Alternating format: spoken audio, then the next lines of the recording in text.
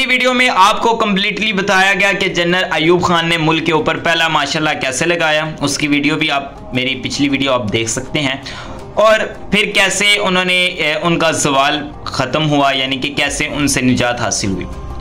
उनका एक पॉइंट बड़ा कांटेदार साबित हुआ और उनकी वो थी जिद आना, यानी वो ये चाहते थे कि मैं जो आर्डर दूं, मेरा जो हुक्म है वही चले, कोई दूसरा तीसरे बंदे को कोई इख्तियार नहीं कि वो मेरे आर्डर के ऊपर नो कहे।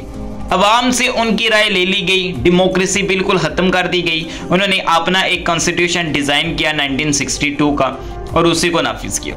हालांकि ये चीज़ बहुत गलत थी, अवाम को उनकी राय देनी चाहिए। इस मुल्क में जितने भी लोग बसते हैं हर एक को उनका इख्तियार है, जिसको वो लाइक करते हैं उसको वो सपोर्ट करें। लेकिन जनरल अयूब खान के मामले में पब्लिक में अगर वोटिंग की जाए तो वो 0% थी। क्यों? उन्होंने पॉलिसीज ऐसी इख्तियार की, इतने बड़े बड़े सियासतदान थे, उनके लीडर थे पार्टियों के, उन पर पाबंदियाँ लगा दी थी।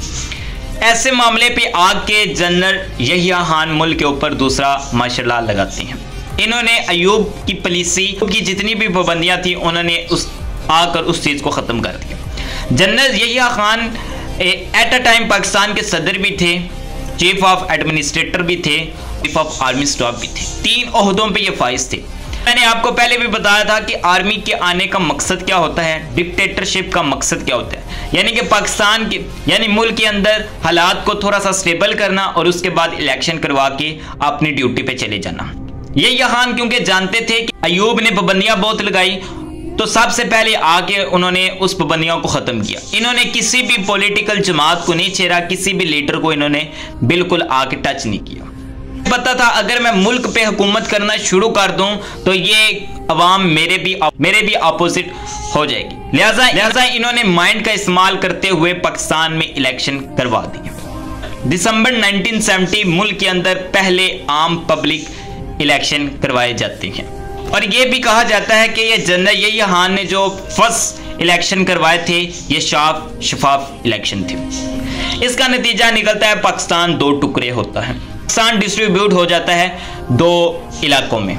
वो इस तरह के एक मगरबी पाकिस्तान और एक मशरकी पाकिस्तान। मशरकी पाकिस्तान में पॉपुलेशन ज़्यादातर उन लोगों की थी जो बंगाली बोलते थे, यानी कि बंगाल वालों की ज़्यादा पॉपुलेशन मशरकी पाकिस्तान में थी। और उन्होंने अपना नुमाइंदा सेलेक्ट किया शेख मुजीबुर रहमान, जो कि रिपब्लिक पार्टी के सरबराह थे, और क्लीन स्वीप उन्होंने अपने इलाके में किया। 2 कैंडिडेट खड़े होते हैं इलेक्शन के लिए, जुल्फ़िकार अली भुट्टो और वर्सेस शेख मुजीबुर रहमान। शेख मुजीबुर रहमान ने अपने इलाके में क्लीन स्वीप किया, उस इलाके में भुट्टो ने 1 वोट भी ना ली। शेख मुजीबुर रहमान ने 160 नशिस्तों पे इलेक्शन जीते, जबकि ऑपोजिट अगर देखा जाए मगरबी पाकिस्तान के अंदर जुल्फ़िकार अली भुट्टो ने 80 नशिस्तें जीती और अपने इलाके में उन्होंने क्लीन स्वीप किया। अब ये इलेक्शन से तो क्लियर नज़र आ रहा था कि जिसके पास नशिस्तें ज़्यादा, जो इलेक्शन में ज़्यादा वोट लिए हैं जिसने, ज़ाहिर बात है उसको इक़्तिदार पावर उसके पास जानी थी।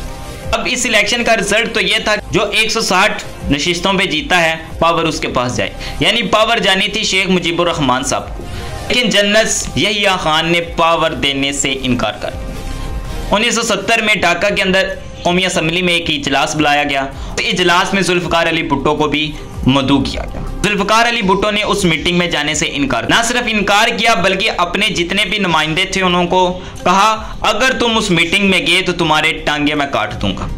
जुल्फ़िकार अली भुट्टो ने चीफ ऑफ आर्मी स्टाफ यानी यहिया खान को भी कहा कि आप ये मीटिंग ख़त्म कर दें। जब जुल्फ़िकार अली भुट्टो की बात का उन्होंने मान रखा और मीटिंग ख़त्म कर दी, जिस मशरक़ी पाकिस्तान के लोगों में ये ख्याल पैदा हुआ कि ये लोग पावर हमें ट्रांसफ़र नहीं करना चाहते। सिविल नाफरमानी शुरू हो गई। भारत तो आगे ही इस चीज़ के तार में बैठा हुआ था, क्योंकि वो 1965 की जंग में बदतरीन शिकस्त हुई थी और वो चाहता था कि पाकिस्तान के 2 टुकड़े हो जाएं। लिहाजा जब उन्होंने देखा कि अग्रेसिव हैं, बंगाली अग्रेसिव हैं वे पाकिस्तान को लेके, लिहाजा उसने अपने बंदे इन्फ्लुएंस करवाए बंगाल के अंदर।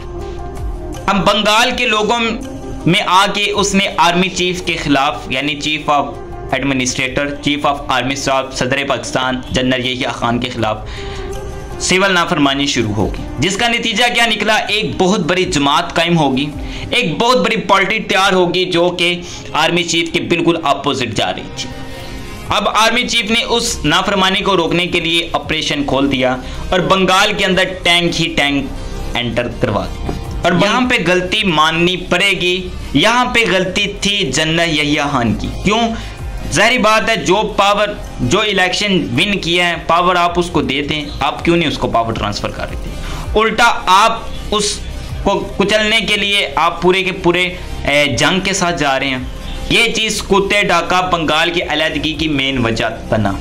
इसका रिजल्ट क्या निकला? 90 दिन के अंदर अंदर उन्होंने इस चीज़ को ओवरकम कर दिया। लेकिन अगर आप जोग्राफियाई देखें बंगाल को और पाकिस्तान को, बंगाल का और पाकिस्तान का आपस में कोई ज़मीनी कॉन्टैक्ट नहीं था। बीच में एक सी समुंदर था और बीच में भारत बसता था। भारत के पार आपके पास बंगाल बसता था। तकसीम करने वाले सर रेड कैलिफ ने भी तकसीम कैसे की? जब बहुत से टैंक और फौजें बंगाल में घुस गईं तो भारत ने इस चीज़ को अपने लिए एक चांस माना। उन्होंने क्या किया कि लाइन ऑफ कंट्रोल, जो कि आर्मी की सप्लाई लाइन थी, उसको काट दिया समुंदर के रास्ते जाके, और पूरी चारों तरफ से पाकिस्तान आर्मी को बंगाल के अंदर घेर लिया। मशरकी पाकिस्तान पूरा का पूरा अलग हो गया। अब 90,000 सिपाही फौजी वो बंगाल के अंदर थे। और ये चीज़ तो बिल्कुल क्लियर कट है कि जो आर्मी, जो फौज सर्कल में आ जाए, घेरे में आ जाए, तो उसका बचना नामुमकिन था। लेकिन इसके बावजूद भी आर्मी ने काफ़ी स्ट्रगल किया। लेकिन रिजल्ट क्या निकला? 90 के 90,000 पाकिस्तानी सोल्जर वो भारत ने कैद कर दिए। 4 सिपाही वो भी गए और बंगाल का इलाका भी गया। Chief of army staff general Yahya Khan की ये जो पॉलिसी थी बहुत गलत थी, रॉन्ग वे पे थी। लिहाजा उन्होंने पावर ट्रांसफ़र कर दी। जुल्फ़िकार अली भुट्टो को उन्होंने पावर ट्रांसफ़र कर दी। जुल्फ़िकार अली भुट्टो ने इक़्तिदार में आते ही इनको किक आउट किया। उन्होंने एक तो पाकिस्तान का इलाका जाता रहा और 90,000 जो सिपाही थे वो भी जाते रहे। जुल्फ़िकार अली भुट्टो ने जनरल यहिया खान को नज़रबंद कर दिया और इनकी बाकी ज़िंदगी भी नज़रबंद में ही गुजरी। इसके अलावा और भी पॉइंट थे जो कि बंगाल की अलहदगी की वजह बनते हैं और उनको मैं सेपरेट एक अलग वीडियो में बताऊंगा, जिसमें शेख मुजीबुर रहमान के 6 पॉइंट भी हैं। इसके अलावा 1-2 और पॉइंट हैं, वो भी मैं आपको बताऊंगा। तो मिलते हैं अगली वीडियो में, तब तक के लिए अल्लाह हाफ़िज़।